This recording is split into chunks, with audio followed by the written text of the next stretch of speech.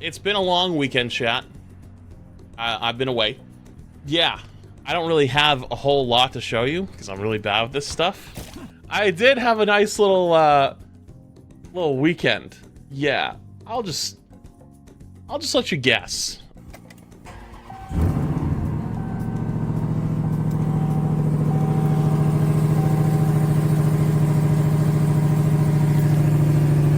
That's from inside, by the way.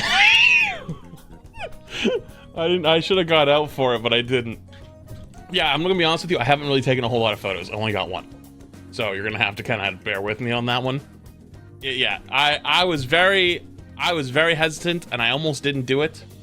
I was going to actually back out of it, and they were gonna let me out of it, because I got really bad buyer's remorse. But the longer I thought and sat on it, I was like, dude, I want to do this. I want to do it. So I did it. Is it yours? Yeah, it's outside right now, actually. So I gotta like do some stuff in the next day or two for it. Wear license plate. Yeah, no, there's no shit. That's why I'm showing you this photo. It's before that went on, you know? You get a panoramic sunroof. It has every package. The only package it doesn't have is the like $250 upgrade for the red lining on the seats. You know what I'm talking about? Like you can get like red line on your steering wheel and red line on the seats. That's the only thing it doesn't have. The seat cooling has everything. It has. I haven't even discovered all the buttons yet. I haven't discovered any of the buttons. Like I just found the heated steering wheel and cooled steering wheel this morning.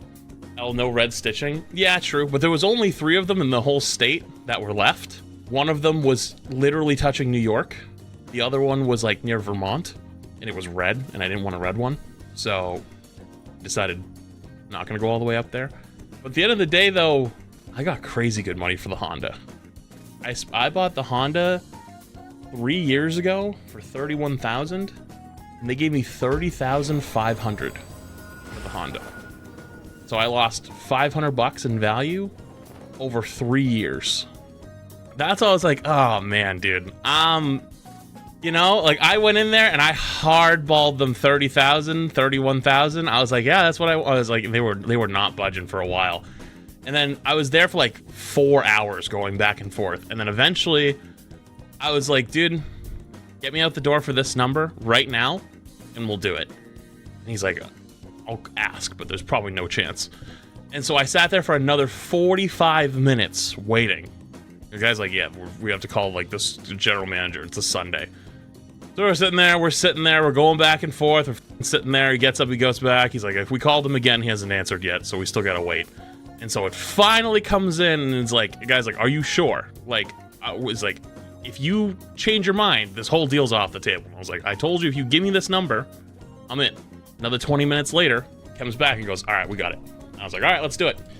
I got really good money for the Honda, and yeah, I mean, the TRX was expensive, dude. There wasn't getting any money off of the TRX. That was out the window. They knew that they kind of had shit. But I will tell you it was really funny. So when we were going back and forth for like a little bit, they were like, oh, like, are you sure you want this? I'm like, yeah. And they're like, oh, well, you can get like a limited, which is like their top tier trim of like a regular 1500. I'm like, not really interested. And they're like, yeah, but it's really comfortable though. Like it's, you know, it probably a little bit better gas mileage. You might like it. And I was like, all right, if you're really insistent on me taking a test drive in it, I will. But we're still going to talk about the TRX on this test drive. So they go to start up a limited, you know, it's like the top of the line editions for 1500s. Goes to start it, no gas. It's like, oh, okay, this one doesn't have any gas. We'll go to the next one. So we go to the next one, next door. Goes to start it, it's fucking dead. 2023s, they're dead in the water. So he's like, be right back. So he goes inside to get a jump pack, jumps it, starts it, no gas. And there's a very big telltale sign is that underneath the door handles are these long, dark marks. If you know anything about a car that sits for a long time, trust me, I do. If a car sits for a very long time and isn't moved, after like enough rain and snow, these little dark lines start to form underneath the door handles, and I could tell all over it. It was just dark as shit. It was person not prepped for their customers. Well, I didn't ask to see those. I only asked to see the TRX. They were just trying to like, they were like, oh, like what about something else, you know? And I was like, all right, if you want me to go for a test drive, like, well, we can talk about the TRX on the way. But like, that's it though. Like, I'll say yes, but that's it. So we start the third one. The third one's dead. So they had to jump it. And they jumped it. And that one had a little gas in it. And I was like, okay. We go a little test drive, you know, around the block or whatever. I accidentally do a burnout at a red light because the thing is so fucking heavy and it's on a hill. They're like, they have V8s, but they're not that strong.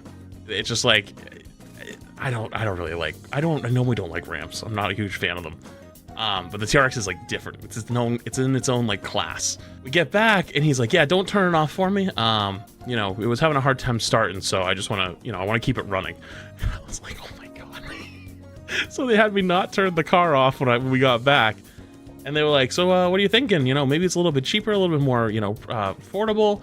And I was like, yeah, no, I'm all set. Like, I saw the window sticker. Like, it's like still like 80,000 for those. And he's like, well, you know, there's a lot of financing and you know, we're giving money off and all this stuff. And I was just like, nah, I'm good. I'm actually all set.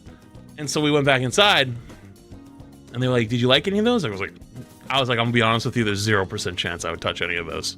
That's how we got back to the TRX. Have you told Emong? Emong knows. Emong knows. He knows about the whole thing. Yeah, I was like, yeah, it's either a TRX or nothing. So, you know, went back and forth. I was there all day. And then they closed at like 5:30 on Sunday. And then the finance manager stays with me until like 7:30. So I didn't get out of there till like 7:30, 8 o'clock after the paperwork's signed. And then I had to drive my normal Honda all the way back home. It was like 70 miles each direction, 80 miles each direction. It took me like an hour and 20 minutes to get there. I was gonna cancel it. I almost backed out. You told Emong, but not me? Well, I was talking to Emong because I was gonna cancel it. I had fully intended to cancel it in the morning. And I even called them and was like, yeah, I'm not sure if this is something I want to do. And I'll tell you the reason why. And don't laugh, but you're probably gonna laugh. Did do right. I was scared of it, like straight up. And I'll tell you why. I'm really feeling the heat. Because when you go for a test drive in a TRX, they don't let you go on the road. They like have like a little cul-de-sac side street. You know, it's like a little 20-mile-an-hour circle. And I hit the gas pedal once. I literally tapped it. And I went around the whole circle twice off of one tap. And I was like, the sales guy, there's a building next door that has like a loading dock. He's like, oh, pull in there. He's like, I've actually never been in this thing. You know, like if you want to try to like go a little bit faster, you know, we can go from one end of the parking lot to the other. It's not that big. I went a quarter of the way and the whole thing shot up. And I was just like, holy that is terrifying. I'm really feeling the So heat. I was like, dude, I don't know if I'm going to want to drive this thing every day. It's actually scary. I called them. I told them I wasn't really sure anymore. And I was like, I understand if I lose my deposit, all this shit. They had me come back in. And then because like they knew I was good for it, they actually let me take it on a real full test drive. And they taught me a few things that I didn't know. Like for example, the pedals were all the way up, like as if you're short. So I had to lift my foot up really high to touch the gas. And so sometimes doing that, if you have to go really far up, like you hit it a little too hard. So then I just pushed it down a bunch more. And so I lowered it a ton, and now I can drive it fine. Now it feels like a normal car. So, yeah. But yeah, I almost backed out of it because I was legit scared of it. What are the other options you had in mind? Waiting. Waiting was definitely an option. I don't know, it was the only other thing I really kind of wanted at the moment, and I was like either gonna walk away if I didn't get what I wanted, or I was gonna get it, you know? And I kind of got what I wanted, so I was like, well, I got what I was asking for, so I mean, screw it, you know? Yeah, my mom hasn't even seen it yet, so I'm actually not gonna stream long today. Like, I'm gonna probably hop off around like 4 o'clock, because she wasn't feeling well, so I'm gonna go over there for dinner tonight. And I am fully expecting she's gonna scream at me.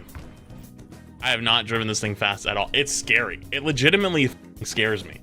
The furthest I've gone is half, and I did it today. With